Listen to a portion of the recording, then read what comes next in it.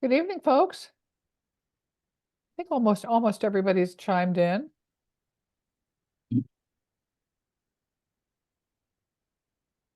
Hi, my name is Alice Hutchinson, and I'm the owner of Birds Books. Whoops, let me spotlight myself so that you all can see me. I apologize for getting a. Here we go. My name is Alice Hutchinson, and I'm the owner of Birds Books, an independent bookstore in Bethel, Connecticut, and I am thrilled to be the host of our annual spring poetry series. This night is one of two evenings on Zoom, and I am really excited to hear all of the poetry that we're going to hear in the next hour. Tonight, I'd like to mention our sadness at hearing the passing of the great Helen Vendler. She was a guest on one of our Write America Zoom events. We wish her family and friends our sincerest condolences. If you'd like to see her episode, it is on the front page of our website. On the right-hand column is the YouTube Write America channel, and all of our episodes, including Helen's, are there. Tonight, we're hosting readings by and conversations with Pablo Medina, Suzanne Frischkorn, and S. Salazar.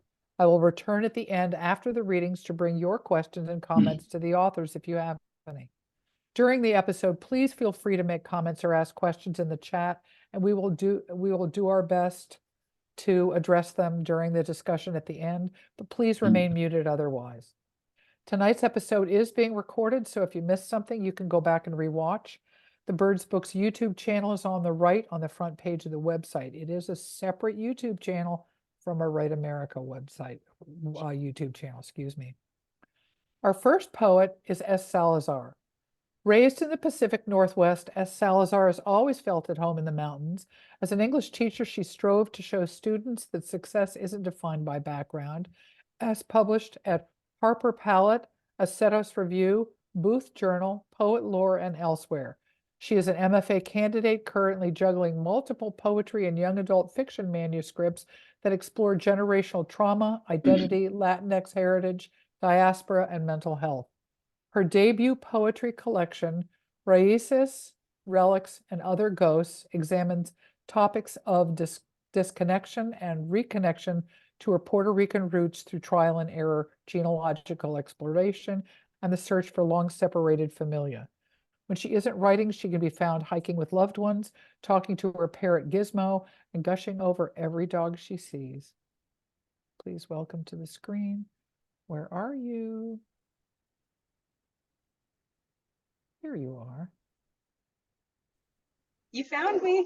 Thank you I so found much. you.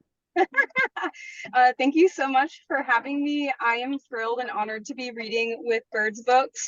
And thank you everyone who bought my book and who's supporting me. And if you haven't picked up your book yet, Birds Books has lots of copies. So please pick one up. I'm going to be reading 3 poems tonight. I'm going to be reading 2 shorter ones with a long 3-page poem sandwiched in between. So the first poem is the introduction poem of the book, and it is called The Nature of Grief. And it discusses the concept of disenfranchised grief, which is a type of grief that people don't really talk about. And it is when you grieve something that isn't conventional. And in this sense, I am grieving 2 individuals that I've never met and didn't really form a connection with. And the thing about diaspora is not having a physical connection doesn't mean no connection at all. So, the nature of grief. It often confuses people when I tell them I grieve the loss of a grandmother I've never met. I tell them our severed connections matter just as much as polished ones. Even dead and decaying plants enrich their ecosystem for the next generation of seeds. The system only works with living and dead together. Heritage is a spiritual ecosystem, requiring both present and departed to make a person whole. So, as you can see, I'm in my car right now, and I'm in my car because I have family in the lovely state of Idaho, and Idaho is a really complicated place, politically, educationally, economically. But something that I have thought about in my rural upbringing is the idea of the word transplant. I grew up in a very rural farm-based community, And also people who move to the state of Idaho from somewhere else are labeled as transplants, and it's seen as a really negative thing. So what I wanted to explore are the different definitions of the word transplant and how they connect to my journey with diaspora and family. So this is the long poem, brace yourselves. Transplant. 1, to be moved with great force or upheaval. You grow where you're planted. Tall steel buildings, glass like a protective case, reflect a place so different from the island. White wall tires sputter through New York City streets, roots cutting through soil. Early on, there were beach days and large family dinners, but loss demands replacement. So Abuelo replaced failure as a father with liquor and then failed further. Liquor took up space where water and sun should have been, where love and sun should have been. Over time, your dad yellowed, wilted, and died. You grew from one concrete crack to another. The skyscrapers surrounding you now shine brighter and tower the old. Those who enveloped you didn't resemble you or family lost. You no longer know the language and traditions because you were taken away from the household where they were practiced. Turning the page. The soils of your childhood didn't keep you connected to Spanish or family dishes, didn't give you the cultural ties you needed to retain what you left behind. 2, to settle elsewhere. You grow where you're watered. Bristle-barked palms bow from rough Atlantic winds. The ocean's roar fearsome enough to intimidate a woman to superstition. Salt-crusted seaside forts, cobblestone streets, and dirt paths through farmlands surround your childhood home in Puerto Rico. I might never know why, but at 21, you boarded the San Jacinto for the Big Apple. You could have drenched yourself in a bustling city with everything to do. You could have watered the abrasive urban English, the Old Bay and Broadway. Instead, you watered El Español, arroz con pollo, y bistec y cebollas. Sipped Café Bustelo with Abuelo at the Formica table in your pale yellow kitchen. You didn't allow the proudest, loudest parts of America to swallow up the Boricua inside. The walls of El Morro kept Puerto Rico in, but didn't keep others out. You watered your daughters with recipes and customs and family stories, so the soil beneath their feet wasn't the only thing defining them. Your love ran deep, but you never returned to the island.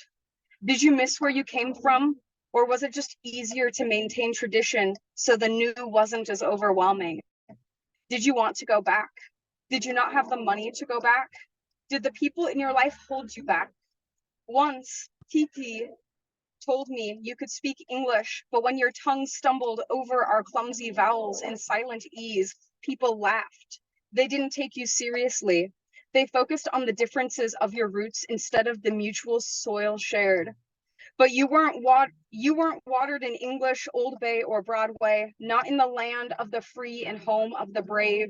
You grew behind a barrier you built, ivy racing over brick wall and suffocating everything around it. 3, to replace something damaged or diseased. You lose the parts of yourself you don't water. Did you make mud pies in El Yunque? Did you play at the base of La Corderia Central? Did you play catch in front of the Capura ruins? If you did, you sealed those memories tight between your teeth. You smothered out Puerto Rico's blue triangle with a flag whose stars excluded the islands. You suffocated your background and language in the name of America, free to repress yourself for English, whiteness, likeness. Abuela embodied every part of you that you chose not to water. She became an island in her own home because you feared the word spick, because you wanted tus hijos to grow up not feeling othered. You didn't want them to struggle like you. Abuelo, you chose to leave your soil in drought before drowning it in a bottle. You strove to replace your heritage and not contaminate your new life of patriotism, capitalism, colonialism. When those ideals didn't take you in, you replaced them with alcohol. Your actions deteriorated you. quickly destroyed you. You robbed yourself of the chance to bloom, and sometimes I can't help but wonder if this flowerless pattern will continue or end with me. Okay, my last poem is not nearly as long, so thank you for bearing with me for the transplant poem. I've never gotten an opportunity to read that one, so I'm really glad that I got to this time. So this last poem came about because I kept thinking of cycles and the idea of being stuck in one, because when you're in a cycle, it feels like you can never leave it. You can never do the growth and do the change in order to make things better. And so I reflected on what cycles actually look like for me and what the goal is as I continue to reclaim this diaspora Latinx heritage identity that I have in the future and for my future children too. So cycles. The space in which my family occupies is a revolving door. Each rotation moves me further from their lifetimes. Yet turning to push the door in reverse won't take me back to a time with them, to picnics beneath the Central Park oaks or a game of tag among Puerto Rican palms. I existed decades after Abuelo exited the door. I stepped between the panes of glass just as Abuela stepped out. Abuelo took everything with him except his family. Abuela held tight to her Latin roots, clutching memories of a childhood in Puerto Rico, lugged them through her new life in America until they calloused and cracked her hands. Stubborn, she carried that heritage out the door, took customs and superstitions and stories. I'm left alone, spinning with the echo of her lifetime in empty air, the dust of her travels clustered on the floor, pressing my palms against glass where her prints had been, willing my prints to match hers, fraying, I leave something more behind despite having less. One day I'll step out. Everybody does. But I can't leave until I fill this place with something more than dust. Thank you.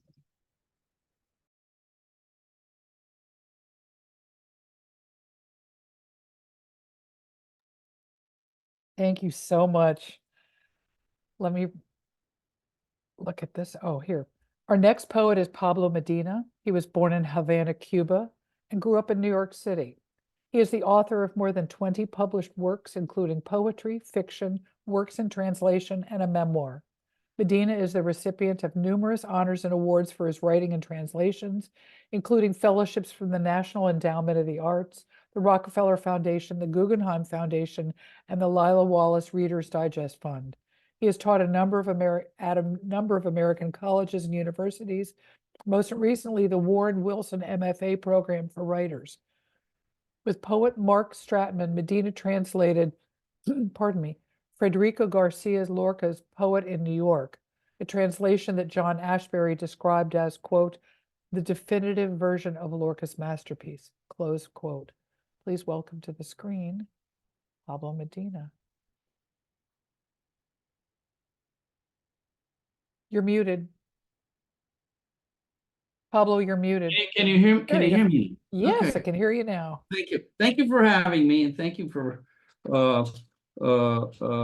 making this space for poetry. I read before through the Write America series, and it was wonderful. So I'm looking forward to this. I'd like to start with a poem which is not part of the book Sea of Broken Mirrors, which just came out this year. I always like to start with something new. My teeth in the new year. No dentist can tell me my teeth are fine. They hurt.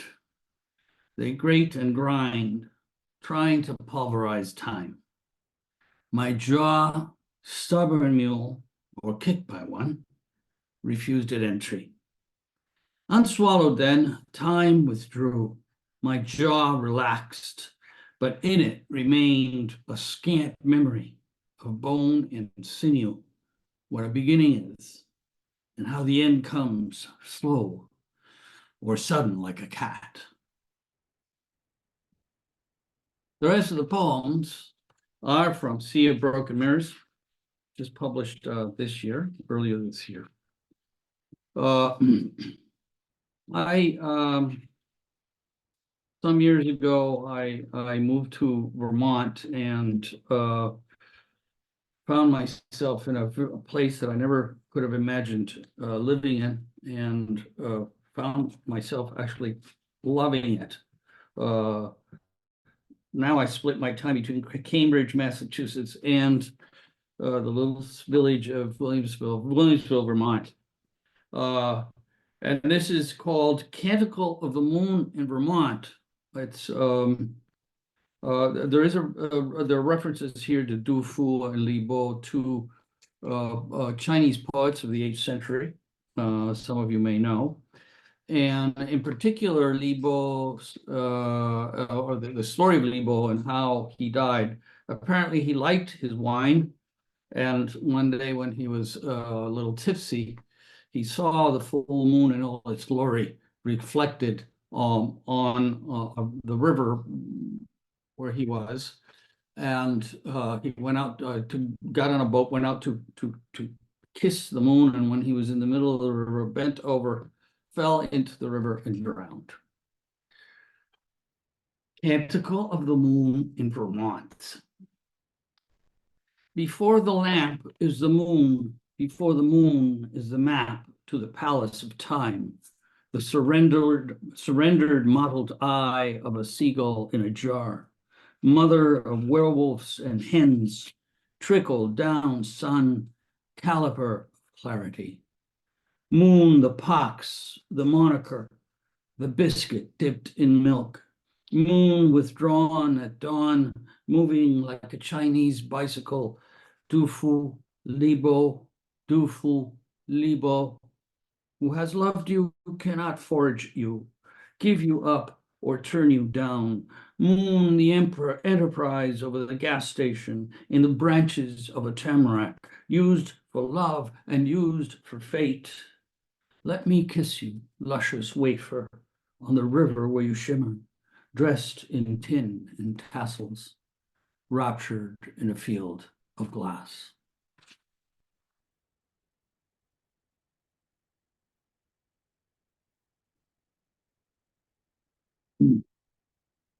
Canticle of the Poet.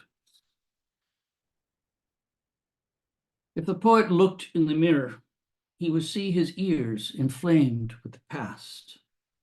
He would see thin veins on his cheeks like blue rivers on a distant planet. Mouth of a toad straining to catch the poem just beyond his reach.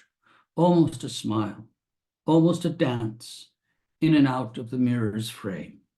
He will see a mockingbird on a fence post, tail flicking up and down before flying off into memory. He will see his sunken lips like an old general's who has learned to trust defeat, a nose that has lost its shape, sharp bone cutting air.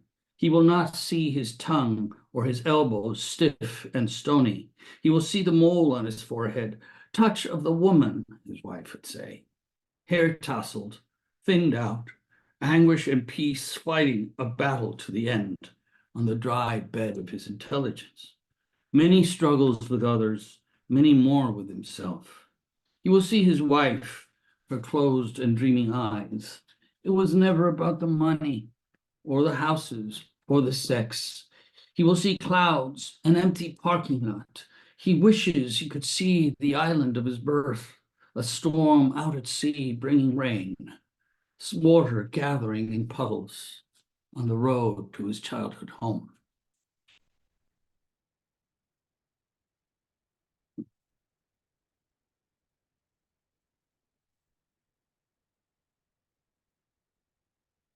New pastures. Spring snow falling. I am walking by the river to dispense with city air, stuck to my clothes, trapped in my hair. Some vague need to embrace whatever love has left in me. Spring snow falling, and the field on the far shore glows like the blue sheets on which you wrote of moves to new pastures. On that field now, or the memory of birds, on that field, birds now, or the memory of birds, black and scattered. I think I should run back to where I found you, an island that insists, as if insistence were the mirror of existence, that water rises every spring as the snow melts me closer to our days together.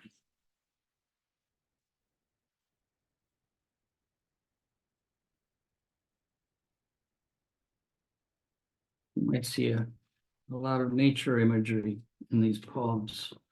Most of them were written during the pandemic in Vermont. You know, my wife and I always comment how lucky we were to be in Vermont during the pandemic, because we really didn't feel it much. The hummingbird. When I'm healthy, I sing and dance around the fire of my ego. At night, I am a lamb bleeding for a home. Belief stands in a corner like an invisible tree. I saw a hummingbird fly to the tallest branch. My mother lay in a bed without wings. My father prayed to the four walls. The air thickened as the rain came in waves, in blasting wind. He combed her hair before she was wheeled away. Is the hummingbird God, the smear and stain of him? In my solitude sometimes, I feel a touch, hear a voice outside my window. Mostly the visible trees, green comes spring. Faith and doubt are God and not God at the same time. When the hummingbird hovers over the flower, I remember my mother. Is she here? I remember my father, who never played a hand of solitaire. He believed in darkness and reason. He was master of worms, he was.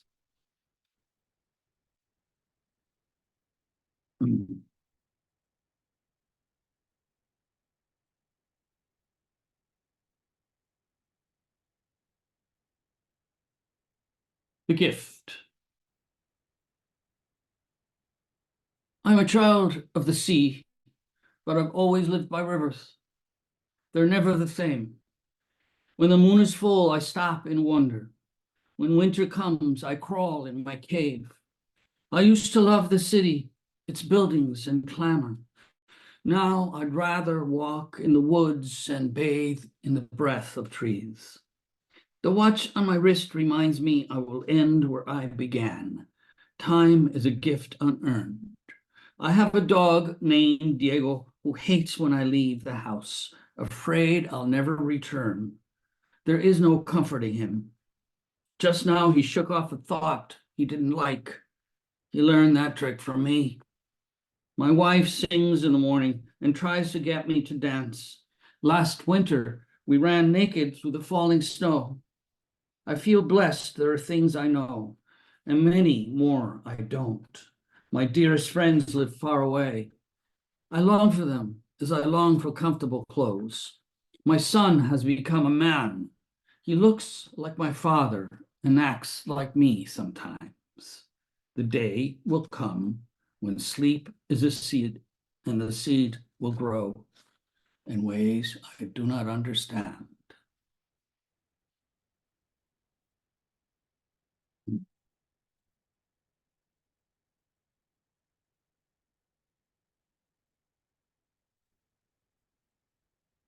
Memory loss. I am forgetting something. Is it language? I am forgetting something. My socks. I am forgetting something. Is it remembering? Everything I know stuffed into a plastic bag. There was a trajectory. There was intent to circle back. A letter came, which I read by the window in the dimming light. Memory stropped till it gleamed. Memory split between the smell of ripe guavas and leaves burning on the snow.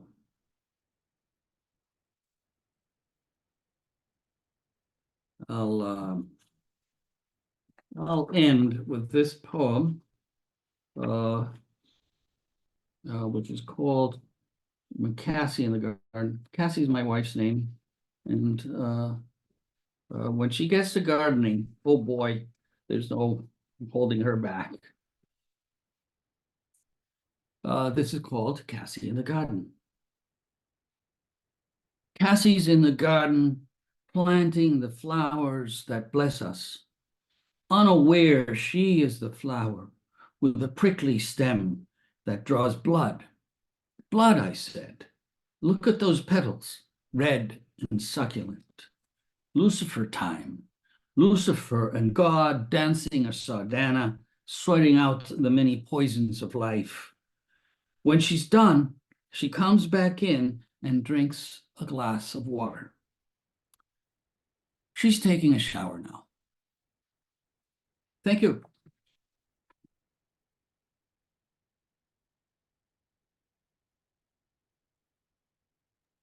Thank you so much. Our next poet is Suzanne Frischkorn. She is a Cuban-American poet and essayist. She is the author of 4 poetry collections and 5 chapbooks, most recently Whipsaw and Fixed Star. She is the recipient of the Writers Center Emerging Writers Fellowship for her book Lit Windowpane, the Aldrich Poetry Award for her chapbook Springtide, selected by Mary Oliver, an Individual Artist Fellowship from the Connecticut Commission on Culture and Tourism, and a 2003 Swim Residency Award at the Betsy. Her writing is forthcoming in Denver Quarterly, Latino Poetry, a Library of America anthology, edited by Rigoberto Gonzalez, Salamander, South Dakota Review, and A Mollusk Without a Shell, Essays on the Self-Care for Writers. She is the editor at Poetry as Currency and serves on the Terrain.org editorial board. Please welcome to the screen, Suzanne Frischkorn. Bring you on. There you go. You're still muted, dearie. There you are. Okay. What is it? Yes. Unmute myself. All right.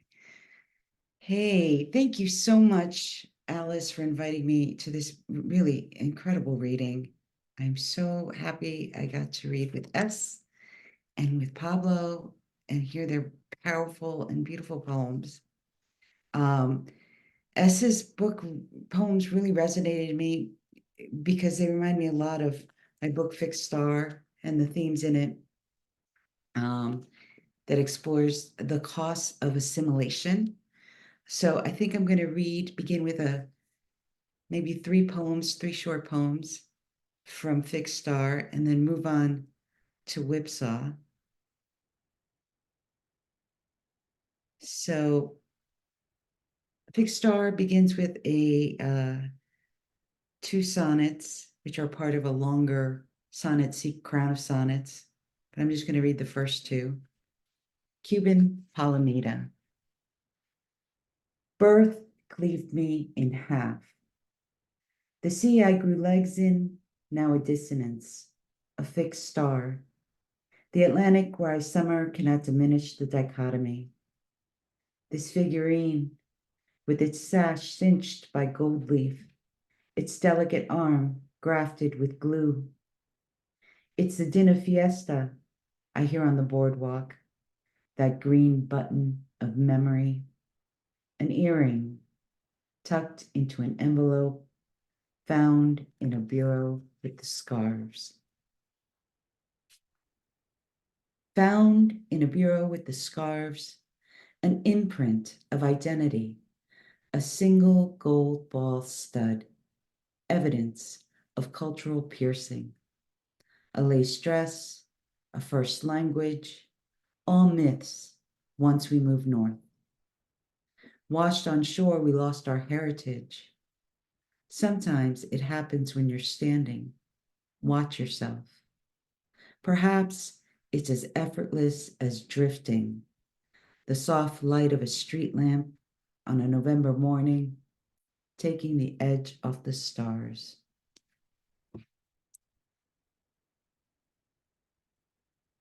The next one I'm going to read is Acento. And for those in the audience who don't know what a cento is, it is a poem made of lines from other people's poems. And it's totally legit. Palm tree cento. This is not something I've just learned. There was a sphere with dark patches like mountains, and I swear by this stolen image, you should listen to what they are hinting. Over there, evil and good actually have faces. How I would like to believe in tenderness, to know that light falls and fills, often without our knowing. I am not speaking of rose windows. Here, after a meager diet of horizon, is some scenery. All the leaves stuck out their tongues. Not from Big Star. Now I am going to be reading from Whipsaw, which just came out this month from Anhinga Press. Whipsaw is set in America, past decade or so, including the pandemic. And Pablo's poems really resonated with me because they were talking a lot about nature. And I was holed up in the woods of Redding, Connecticut, which is actually called Little Vermont. So that's interesting. And I felt very lucky too. We felt very fortunate to be there during that shutdown and all that. So Whipsaw begins with a poem that I wrote right after the results of the 2016 election. And it's called Dear America. Dear America, it's time to teach my daughter how to shoot an arrow, how to use a knife, how to hit the center of a target. It's bloody work, but she should know. It's time to teach her how to win a debate while applying lipstick without a mirror, and how to hold her keys between her fingers in a parking lot. It's time for her to hit the weight room, join the cross-country team, cast a spell literally and figuratively. And it's time for her to develop telekinesis and clairvoyance. It's time she knows to never leave her drink unattended, never drink on an empty stomach, never drink before her period. And maybe what I mean to say is never drink alcohol, period. It's time to learn that one day she might switch grocery stores because a guy on staff there gives her the creeps. And even if it's less convenient to travel across town, it's always best to trust her intuition. It's time to teach her that when a grown man stares at her new breasts, she is not the one who should feel ashamed. America, she's her mother's daughter. She's got this.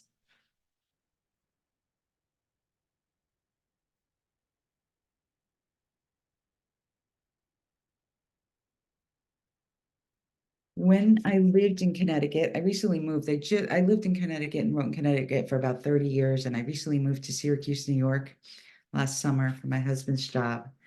But when we lived in Redding, Connecticut, I happened to share a forest with Keith Richards of the Rolling Stones. And I was reading his autobiography. It's called Life. And this was my response. Keith Richards, I was with you. I was with you, Keith Richards, even when you rhapsodized about those sweet honeys who fed you and warmed you on the road with their soft bodies. Those were different times, and I forgive you. Keith Richards, I believe you about Mick Jagger. Frontmen always get ahead of themselves. Keith Richards, I too only ingested high quality pharmaceutical grade Coke and wouldn't touch what passes for euphoria on the streets today. Keith Richards, I was with you like a friend as you presented the best version of Keith. May I call you Keith? I was with you all the way until you opened your garden gate and stepped into my primeval forest, that happy hunting ground of the Iroquois. The old Indian burial ground turned nature preserve backing up to your house. I was with you, Keith Richards, and the deep lake and the waterfall. Keith Richards, I stood apart from you when you and George decided to catch fish named Oscars, so big and so tasty. I was off to the side when instead you caught the mythical snapping turtle, often spoken of, seldom seen, green and slimy. It lumbers out of the lake with your fish. A prehistoric creature, its mouth about to pop and snap. You drop your rod, pick up a rock, and crack the turtle on its shell. It sinks into the lake, immense, ancient, last seen by the Iroquois. And that is where I left you, Keith Richards.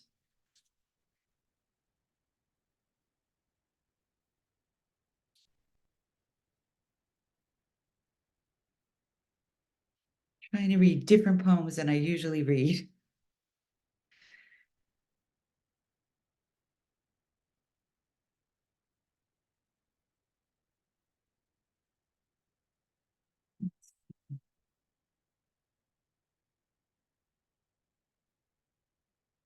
Forest, early autumn.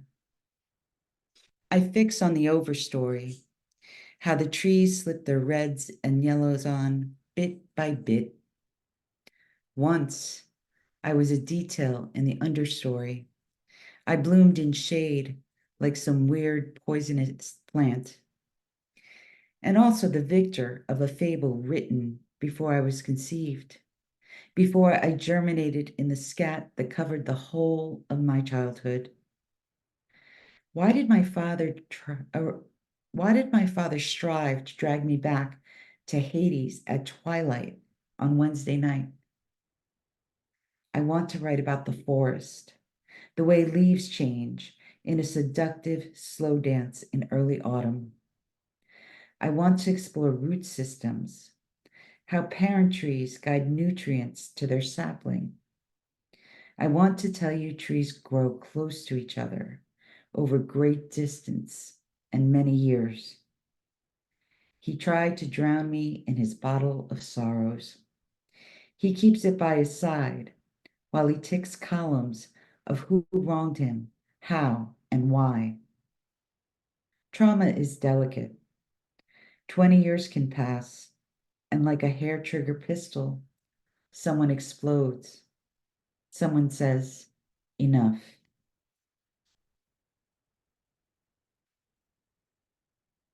This next poem I'm going to read has takes its title from a poem from a line of a poem from Dorian Locke.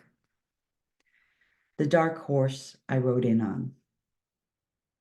I learned my mother died on her birthday. Her dying wish, no one tell me she died. The intention to hurt me one last time. Joke's on her. I am relieved to be relieved from social burdens, the attending condolences. She had no stint of empathy for any living thing. My greatest achievement was to shatter the dysfunction my parents set in motion when they met by chance in Texas, where she lived and where he was transporting arms for Castro. The next poem, I hesitate to read this, but I think it's an important poem. It does have some language, so I'll read it language a little bit. It took me a long time to write about the mass shootings in America, mostly because my daughter was in first grade when Sandy Hook happened, and we were about 15 minutes away from her, from where that incident. But I remember writing the first draft of this poem after the El Paso shootings. It's called Backcountry. The shooter was white. We live in a verdant forest, 20 minutes from everything. Summer's leaves screen the road. Every sunrise caught and cradled in branches. Our perimeter lined with stacked stoned walls. When it all finally goes to shit, that's something anyway, not being an easy target. The shooter was a loner. The shooter didn't talk to anyone. He was in his 20s, wrote a manifesto, streamed his shooting live. His mother bought the guns. He graduated from the high school.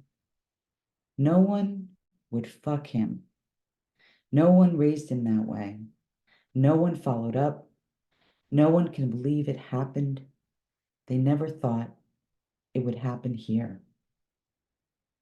At the carnival, the strangest of places to escape news, colored lights corral the dusk.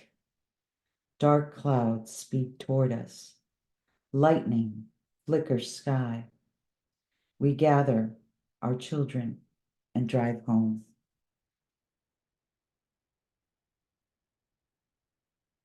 And I think I'm going to finish up with the last poem in the book, which I wrote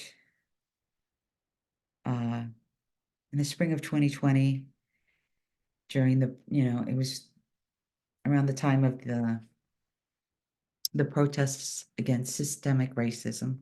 It's called Home Ground. This bird call would be mistaken for a fading bottle rocket, and the peepers will sing their Greek chorus. There is a lot to be said for the preserve. It has more than a little of a lot of good things. Water, of course, ripples. This is how in geography, the low takes the high. Do you remember the morning after the ice storm? How the wind through the branches sounded like the parting of bead curtains? June now, and all over America, helicopter blades cut through birdsong.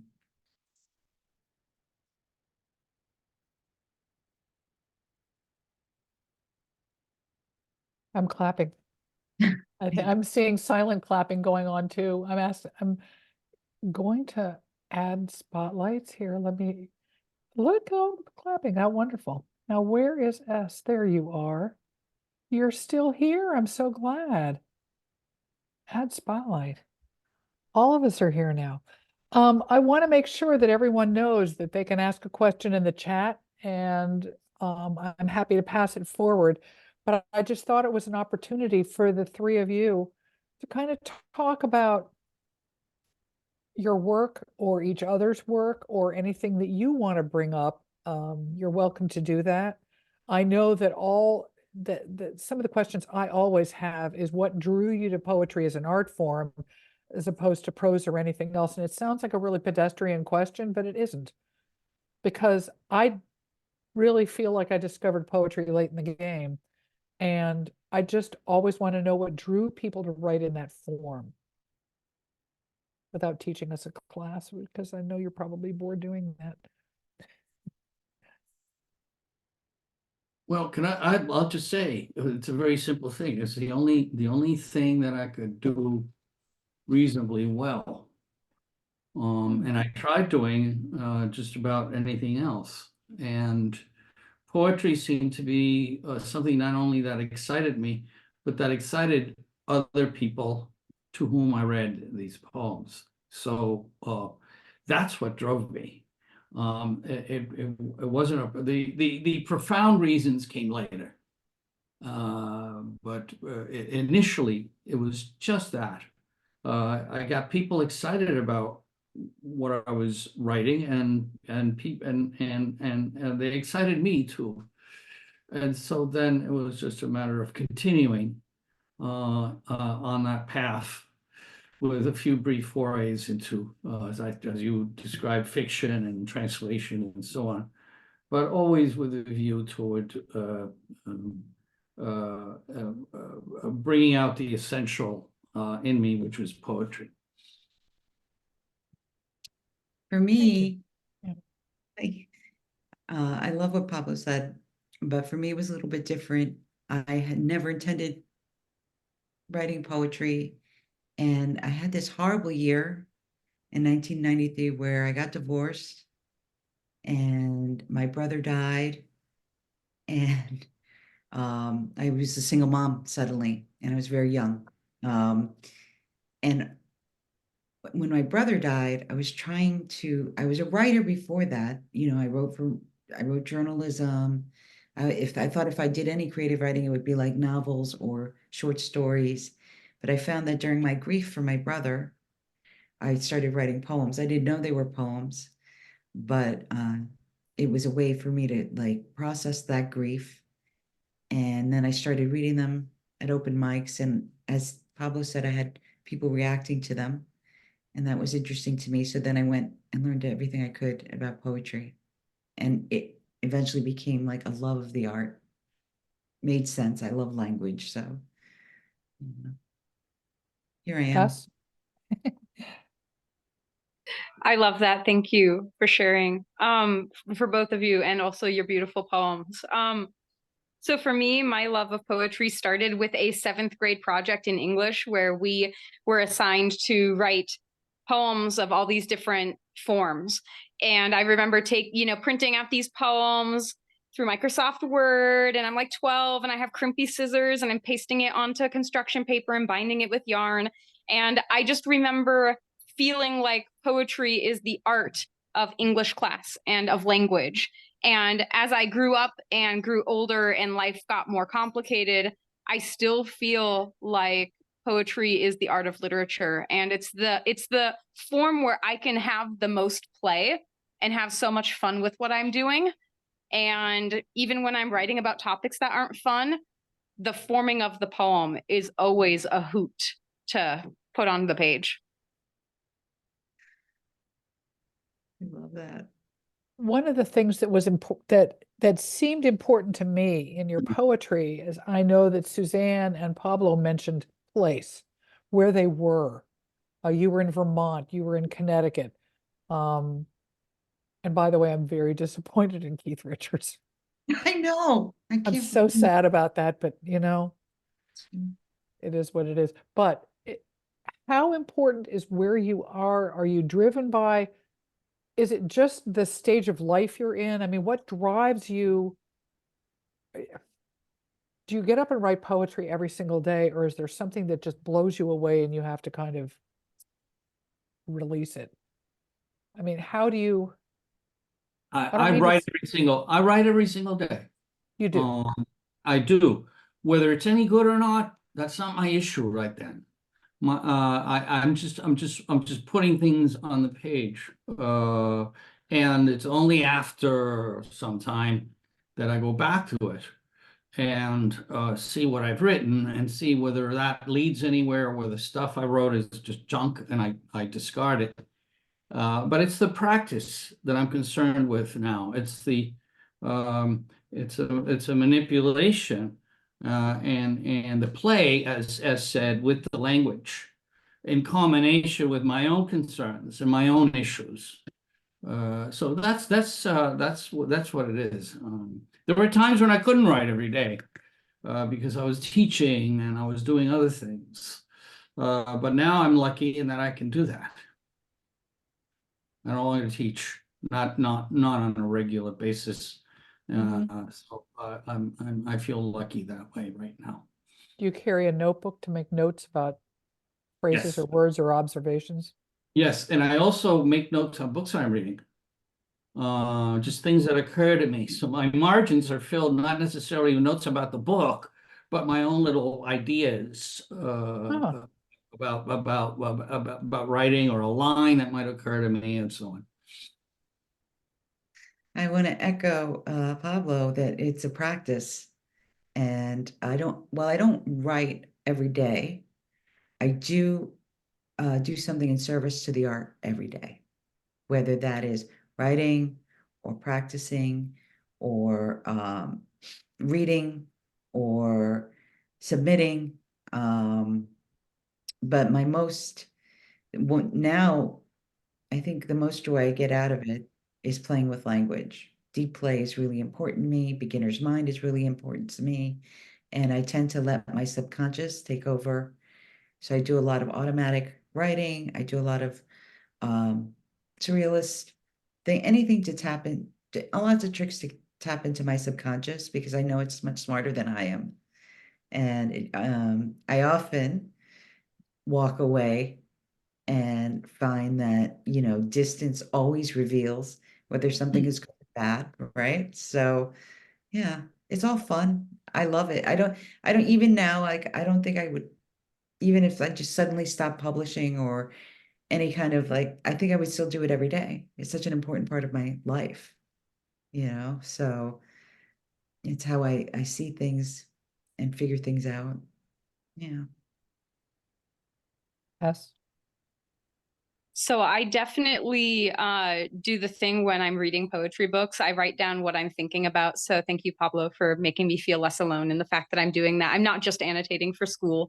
As a 20-something-year-old that is working full-time and going to graduate school full-time and taking care of some adults in my life, I do not always write a poem every day. I'll be honest, shame or whatever. But I always do something like what Suzanne said. I'm always doing something literary or something to connect with nature, because for me, I write a lot about the natural world, or so in that regard, place does impact my writing, because where I am and where I am living or where I'm experiencing something does make its way into the poem.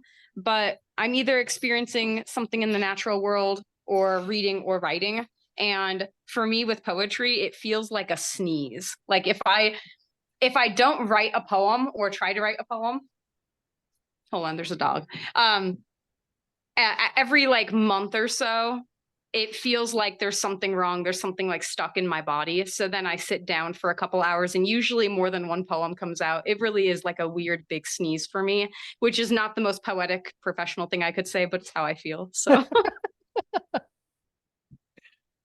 Well, each of you have had very different publishing journeys. Obviously, you're at the beginning of this whole journey, and Pablo, you're well into it with so many things published. And Suzanne, you're kind of right there in the middle. What advice, Pablo, would you give to someone who wants to be published, not just, but how to navigate the industry, because it is incredibly changed even in the last 5 years? If I knew the answer to that question, I would be somewhere else. But that's not the point. The point is that it's we all at a certain age, and particularly I did when I was young. I was a young poet. I was just desperate to publish a book, desperate. And I published my first book fairly early, at the age of 25. And then I didn't publish another book until 15 years later. My second book came out 15 years after that. And it wasn't because I wasn't trying, but because just nobody was interested. I think too that I wasn't ready to publish that second book.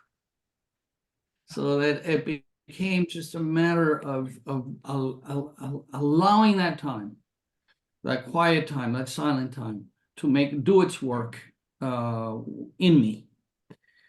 And in 1990, when my second book came out, then things started happening. But again, publishing is a funny business, because it doesn't necessarily mean that you're going to be on top of the world the next day.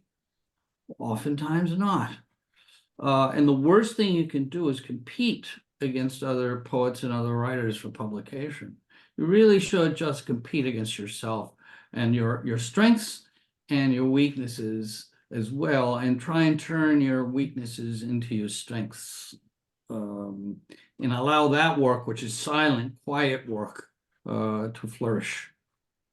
That's all I can say. I agree. I agree with much of what he said, actually.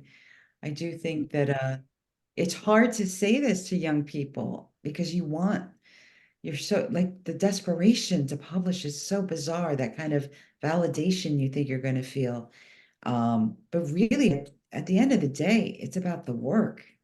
That is what feels good when you're working and you're loose, like track of time, and you feel like you're not even in your body, and that is the juice. That is what makes it all worth it. Whether it get, there's so many ways to get published now. It almost doesn't mean anything. Um, I don't know. It's hard to tell young people that though, because they haven't experienced that, yes, that's great. You finally got this thing. The next day, you want something else. So it never ends. So, but at some point you get to the point and you're confident in your own work, in your own voice, in what you're doing, and in the silences, the fallow times that are necessary, where I tend to read more during those times, to fill the well.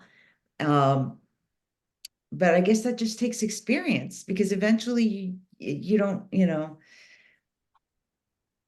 you realize that it's really about the work. It sounds like such a cliche to say, and it's so hard Well, to get I know a lot of the discussion subject sounds like a cliche, but the answers aren't. I right. mean, clearly there's two sets of answers, and I'm sure S has a different comment to make. Do you? Let me just push up my glasses and so young. Hi, I'm the young person here. I know. But it's a whole new perspective. It is. So for me, when I was in the querying trenches and working on the publication, I wasn't desperate to have somebody pick my work. That wasn't like the desperation I felt. I was desperate to have my family stories memorialized. So like the desperation I felt from my book's topic is a little bit different than I think a lot of people. I did want for some publisher, for somebody with an ethos in poetry, to as someone to say, hey, yeah, that's pretty okay. But the reason that I may have perhaps felt that was because I was self-taught. My MFA journey has just started. And so it felt really good for a professional person to select my manuscript compared to some other people's when I had been self-taught. So that's kind of where my view is. For young people in general, I think that the more and more we are saturated in social media and the more and more we see the atrocities going on in the world, there are a lot of people, young people that are turning into young adults, and then people that are my age, that are a little bit older, that feel like their voices don't matter. And so when I think about the idea of publication, I think it is a promise to yourself as an author that you're going to keep putting yourself out there and keep putting your work out there and keep doing the work, which is the fun part. Suzanne, I totally agree with you.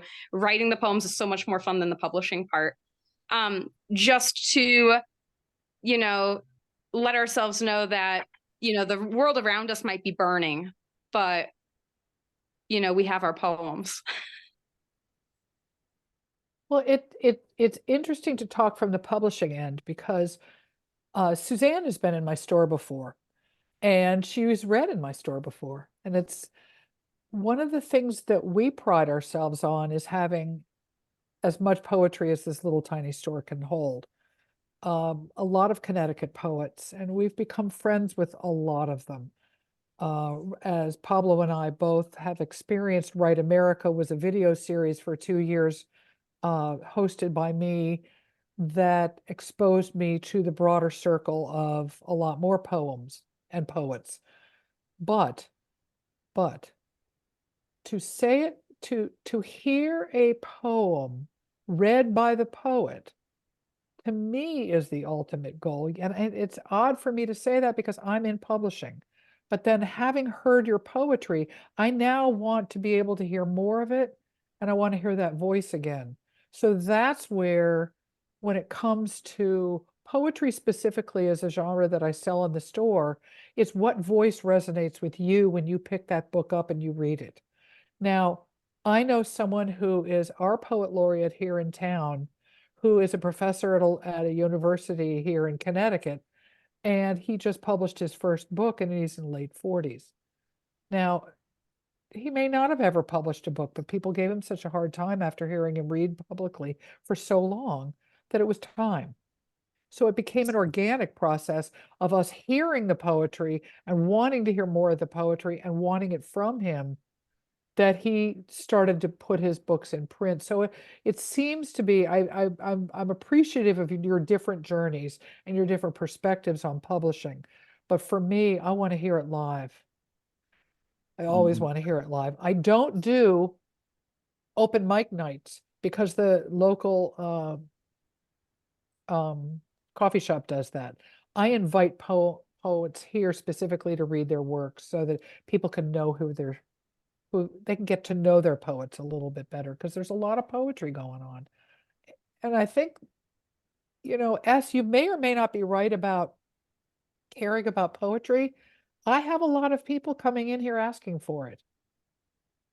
So it's a thing. I mean, it's, particularly in times of stress and distress, I suggest people turn to poetry.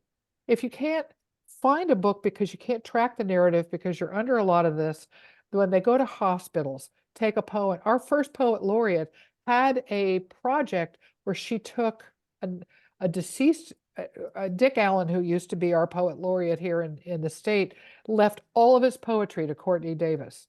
And she was a nurse. And so she left it in all the waiting rooms of all the hospitals in the area. She took Wow. his entire library and just left it in places. And it was called Poetry While You Wait.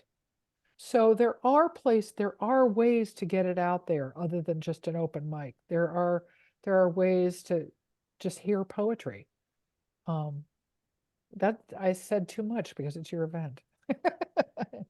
I Is thought there anything else that you all want to say to each other? Because we're starting to wrap up the hour. And I don't want to be the last I'll one just speaking. say it was a pleasure, really a pleasure reading with the two of you. I mean, I jumped with excitement because I saw many of the same themes that I struggle with and I deal with in my work. And despite the different paths, we're on the same journey. So that's very good to know. I agree. I was excited to see the similar themes as well, especially from a younger person and from, probably not that much older than me. But, um, and it was just a joy to hear you, Pablo. I sensed a lot of formalism in your work. I've I gotten there.